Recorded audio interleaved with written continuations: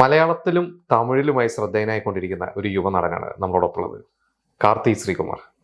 കാർത്തി, നമസ്കാരം. Welcome. Thank you. ഇപ്പൊ തമിഴില് ആദ്യത്തെ സിനിമ അതെ. അവിടെ ഇങ്ങനെ ഹിറ്റ് ആയിക്കൊണ്ടിരിക്കുകയാണ്. നമുക്ക് ആ സിനിമയെ കുറിച്ച് തന്നെ പറഞ്ഞു തുടങ്ങാം. അല്ല, എൻ്റെ പേര് ജന്മനക്ഷത്രം എന്നാണ്. ഞാൻ ഈ പടത്തിലേക്ക് എത്തുന്നത്, ഞാനൊരു ഷോർട്ട് ഫിലിം അഭിനയിച്ചിട്ടുണ്ടായിരുന്നു കുറച്ച് നാൾക്ക് മുന്നേ. അപ്പോൾ ഇവിടെ ചെറിയ ചെറിയ സിനിമകളൊക്കെ ചെയ്യുന്നുണ്ട്. അപ്പോൾ അങ്ങനെ ചെയ്തുകൊണ്ടിരിക്കുന്ന സമയത്ത് ഇതിൻ്റെ ഒരു ഓഡിഷൻ കാണുകയും, അപ്പോൾ ഇതിൻ്റെ ക്യാമറമാൻ എൻ്റെ ഒരു സുഹൃത്തിൻ്റെ സുഹൃത്താണ്. അപ്പോൾ ജന്മനക്ഷത്രത്തിൻ്റെ.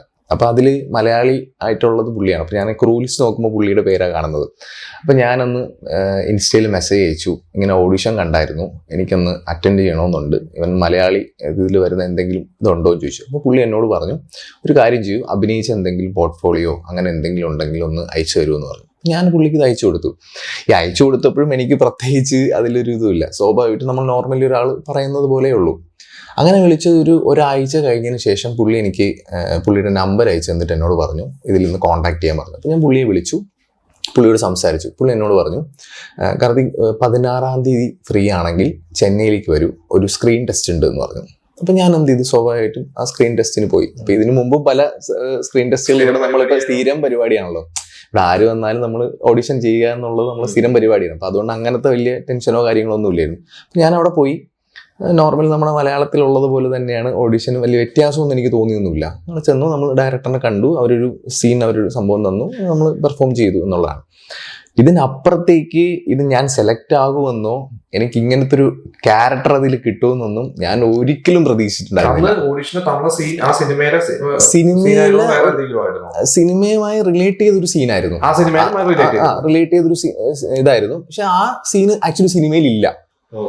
അപ്പോൾ അങ്ങനെ. അപ്പോൾ എനിക്ക് അവിടെ ചെന്നപ്പോഴത്തേക്കും തഗ്ലീഷിലാണ് അവർ ഡയലോഗ് തന്നതും. അപ്പോൾ അത് എങ്ങനെയാണ് പ്രസന്റ് ചെയ്യുന്നതെന്ന് നോക്കി അങ്ങനത്തെ ഒരു സീനായിരുന്നു. ജസ്റ്റ് ഒരു ഇതായിരുന്നു. അപ്പം ഞാനത് ചെയ്തു കഴിഞ്ഞതിന് ശേഷം ഓക്കെ ശരി നമുക്ക് നോക്കാം എന്ന് പറഞ്ഞ് വിളിച്ചു. പിന്നെ എന്നെ വിളിക്കുന്നത് ശരിക്കും പറഞ്ഞു കഴിഞ്ഞാൽ ഒരു 1.5 മാസം കഴിഞ്ഞിട്ടാണ്. അപ്പം ഞാനിത് ഓൾറെഡി മറന്നു, എത്രയും ഇതാണ്. ഇപ്പം പുള്ളി കാണുന്നുണ്ട്. ഞാൻ പിന്നെ ഒബ്വിയസ്ലി നമ്മൾ ക്യാമറമാൻ തിരക്കായതുകൊണ്ട് പുള്ളിക്ക് പിന്നെ മെസ്സേജ് അയച്ചാൽ പുള്ളിയും റിപ്ലൈ ചെയ്തില്ല. അങ്ങനെ ഒരു ദിവസം എന്നെ വിളിച്ചിട്ട് പറയാണ്, ഈ ജൂലൈയിലാണ് ഷൂട്ട് വരുന്നത്, പോണ്ടിച്ചേരിയിലാണ് ലൊക്കേഷൻ. അത് ഏത് വർഷമായിരുന്നു? കഴിഞ്ഞ വർഷം 24. അതെ, ആയിട്ടില്ല, 24 ഷൂട്ട് വരുന്നത്. അപ്പോൾ ഏതാണ്ട് ഒരു 12 ദിവസത്തെ ഒരു ഇതുണ്ട്. അപ്പൊ ഞാൻ പെട്ടെന്ന് ഫോൺ എടുത്തിട്ട് ഇത് നോക്കുന്നത്. അപ്പൊ നമ്മളെ ഫ്രണ്ട്സിനൊക്കെ അറിയാം. അപ്പൊ ഇനി ആരെങ്കിലും പറ്റിക്കുന്നതാണോ എന്താണെന്ന് അറിയില്ല. അപ്പൊ ഞാൻ ഒന്നും കൂടെ നോക്കി കൺഫേം ചെയ്തിട്ട് ഓക്കെ സാറെന്ന് മാത്രമേ ഞാൻ പറഞ്ഞോളൂ. ഞാൻ വേറെ ഒന്നും പറഞ്ഞില്ല.